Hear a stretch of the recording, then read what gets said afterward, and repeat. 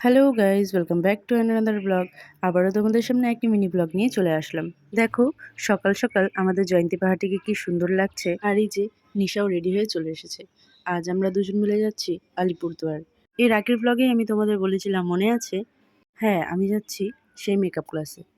And আজ জয়ন্তীর বাস না, খুব ভিড় ছিল, তাই সবাই জায়গা পেয়েছিল, নিশা আমাদের জায়গা পায়নি। আমরা ক্লাসে পৌঁছেও গেলাম।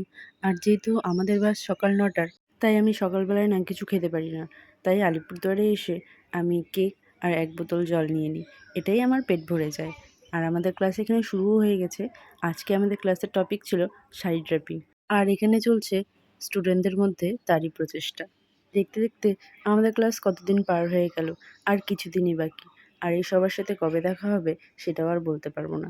তাই আমি চেষ্টা করি যে এই ব্লগের মাধ্যমে এই মুহূর্তগুলোকে তুলে রাখার। যাই হোক, এইখানে আমাদের শাড়ি ড্রেপিংয়ের ক্লাসও শেষ। আজকের ব্লগটি তাহলে এখানেই শেষ করছি। দেখা হবে আবার অন্য কোনো ব্লগে।